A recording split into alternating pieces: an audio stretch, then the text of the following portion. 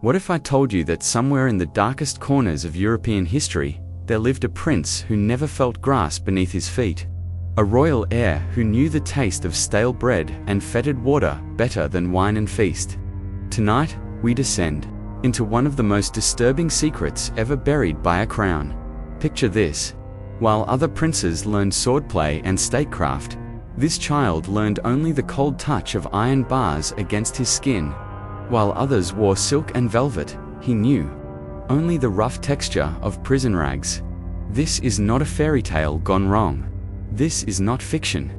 This is the true story of Prince Caspar of Nuremberg, a name that has been deliberately erased from most history books. A name that powerful families have spent centuries trying to forget. In the year 1598, deep within the bowels of Nuremberg Castle, something unspeakable was happening.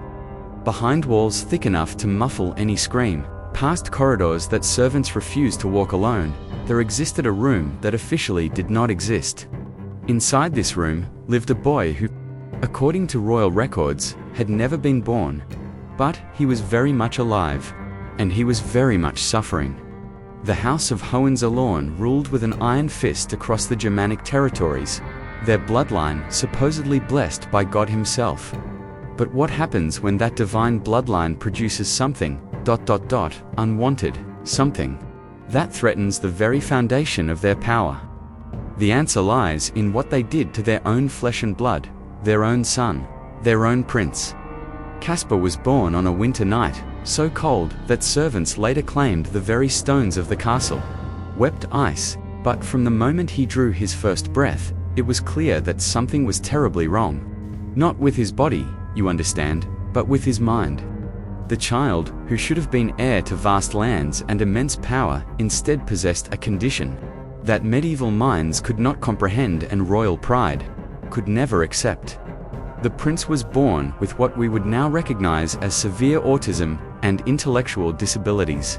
But in an age where such conditions were seen as marks of demonic possession or divine punishment, where the slightest imperfection in a royal child could be interpreted as God's wrath upon the entire bloodline, Caspar represented something far more dangerous than an enemy army. He represented shame.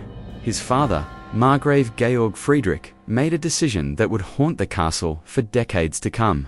Rather than risk the scandal of having a mentally disabled heir, rather than face the whispers that his bloodline was cursed, he chose a path so cruel that even hardened nobles of the time would have called it barbaric. The infant prince was declared. Stillborn false documents were created. A fake funeral was held. Servants who had attended the birth were either bought with gold or silenced with steel. And then, in the deepest part of the castle, in a chamber that appeared on no architect's plans, a cage was built, not a room, a cage.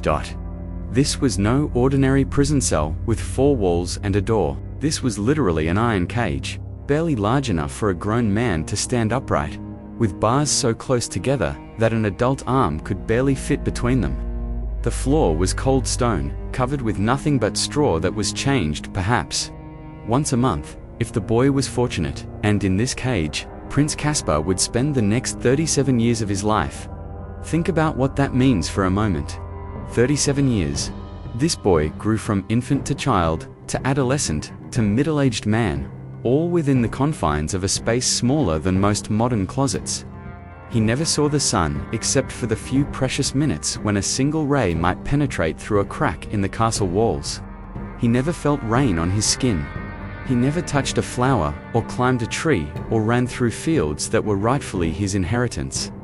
The few servants who knew of his existence were sworn to absolute secrecy under penalty of death.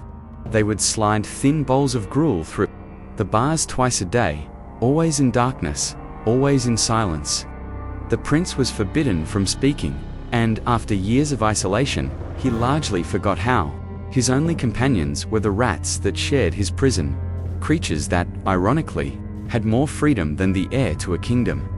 But perhaps the most horrifying aspect of Caspar's imprisonment was not the physical conditions. Devastating as they were, it was the psychological torture of being so close to everything that should have been his, yet forever denied access to it. Through the thick walls, he could sometimes hear the sounds of court life, laughter from banquets, music from celebrations, the tramping of soldiers' boots as they practiced in the courtyard above. He could hear life happening all around him, a life in which he should have been the central figure, while he remained trapped, like some mythical beast, in the bowels of his own birthright. The castle records, discovered centuries later, hidden in a secret compartment, revealed the true extent of the horror. Caspar's growth was stunted by malnutrition and lack of sunlight. His muscles atrophied from the inability to move freely. His skin became pale as parchment, almost translucent, with visible veins creating a roadmap of his suffering. His hair grew long and matted, his nails became like claws, and his eyes, according to one horrified servant's secret journal, reflected a kind of pain that seemed to peer directly into hell itself. The servant wrote, "The prince looks at me with eyes that have seen too much darkness, that have known too much betrayal. When I bring him food, I cannot meet his gaze, for in it I see not madness, but a terrible, terrible sanity. He knows exactly what has been done to him. He knows exactly what he has lost, and that knowledge is eating him alive from the inside." But here's where the story takes an even darker turn. As the years passed and Caspar's father died, followed by his younger brother who had inherited the throne, the secret of the caged prince became a burden passed down through generations. Each new ruler of the house faced the same terrible dilemma: what to do with the living ghost in their basement. They could not release him, for he had become something barely human, a creature that would horrify anyone who saw him and raise questions that could topple their dynasty. They could not kill him, for despite everything, he was still of royal blood, and murdering him would be both kinslaying and regicide, sins that would damn their souls and possibly their lineage forever. So they chose the cruelest option of all. They chose to keep him alive, but forgotten. The ultimate royal secret, a prince who existed but didn't exist, who lived but had never truly been allowed to live. As Caspar aged, strange things began to happen in the castle. Servants reported hearing what sounded like crying coming from deep within the walls, but when investigated, no source could be found. Others claimed to see a pale figure in the windows of the tower at night, but when guards checked, the tower was always empty. The ghost stories began to spread, but none of the storytellers knew they were describing a living man. The most disturbing accounts come from a servant named Wilhelm, whose secret diary provides the only first-hand account of Caspar's final years. Wilhelm had been assigned to care for the prince since childhood, and over the decades, he had developed something approaching affection for the tragic figure. In his writings, he describes how Caspar had developed his own language of gestures and sounds, how he had learned to communicate complex thoughts, despite his disabilities and isolation. Wilhelm wrote, "The prince has created his own world within that cage. He speaks to invisible companions, acts out elaborate dramas using shadows on the wall, and has somehow taught himself to read by studying the few scraps of parchment that blow in through the window crack. His mind, broken as it may be, has found ways to survive that humble and terrify me. He is perhaps the strongest person I have ever known, and certainly the most tragic." But Wilhelm's accounts also reveal the gradual deterioration of both men's sanity. The servant began to question whether keeping Caspar alive was an act of mercy or the cruelest torture imaginable. He wrote extensively about the prince's physical decline, the way his teeth had fallen out from scurvy, how his joints had become twisted from decades of confinement, how his speech had deteriorated into a series of haunting sounds that somehow still managed to convey deep emotion. The breaking point came in 1535, when Caspar was 37 years old.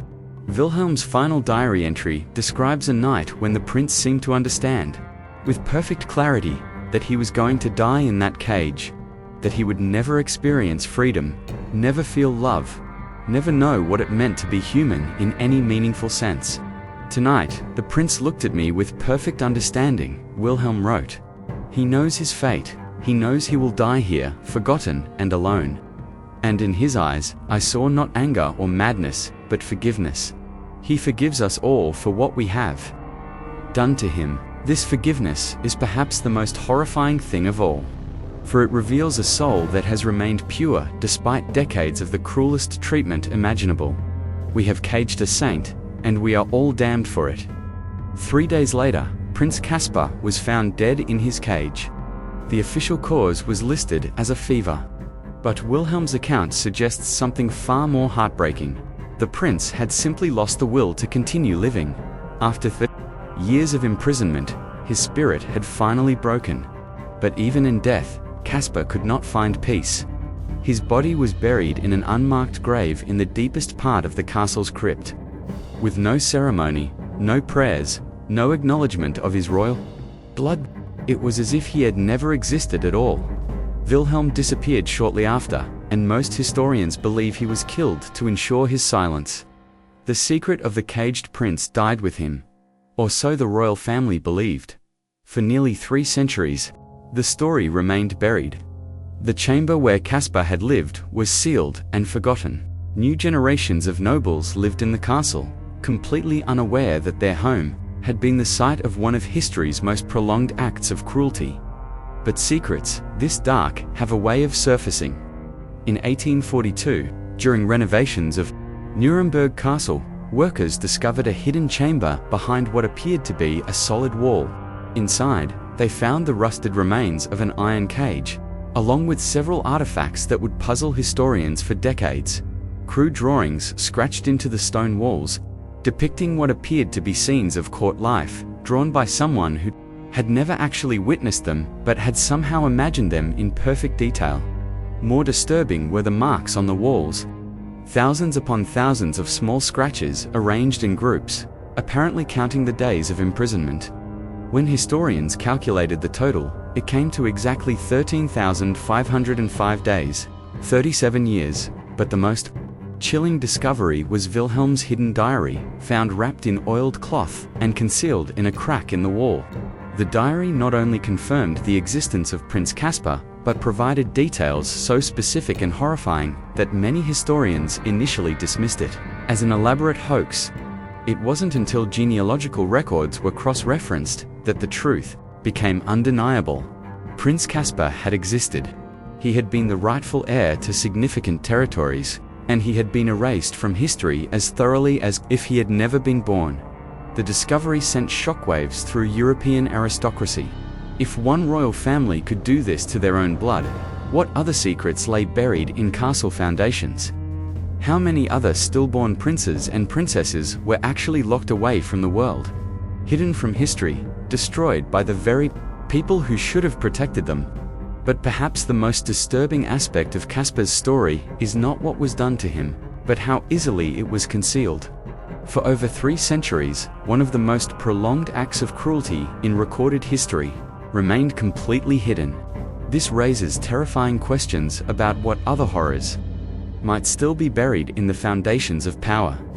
The few existing portraits of the Hohenzollern family from Caspar's era show his parents and siblings in all their royal finery, surrounded by symbols of wealth and power.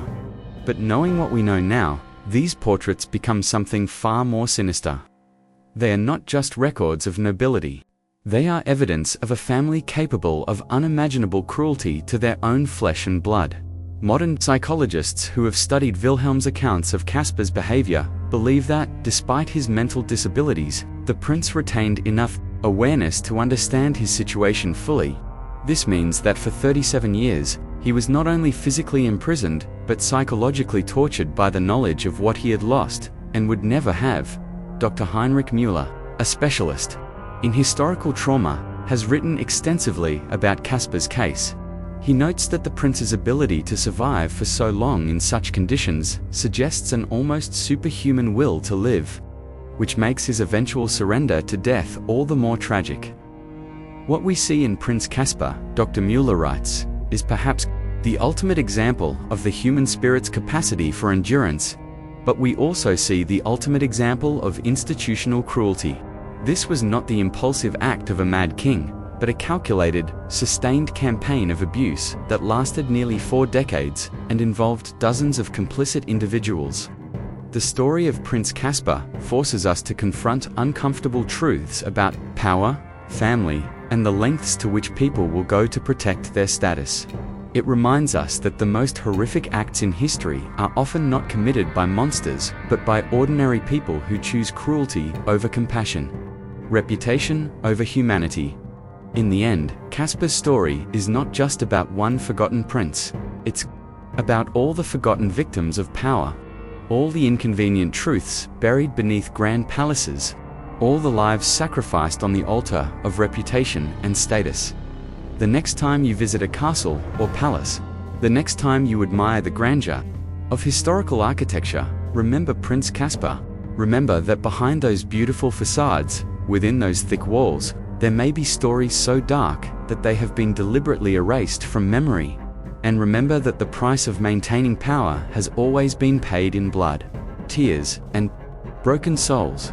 Prince Caspar paid that price with his entire life, and history has only just begun to acknowledge his sacrifice.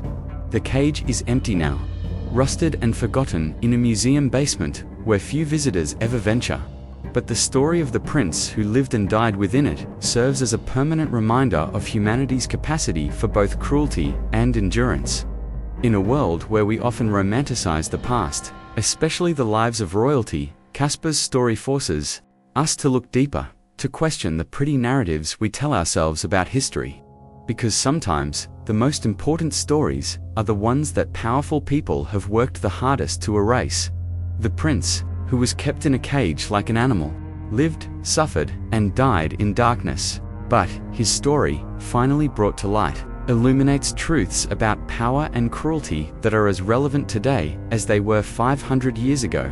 And perhaps, in telling his story, we finally give Prince Caspar something he was denied his entire life: recognition, remembrance, and the dignity that should have been his birthright.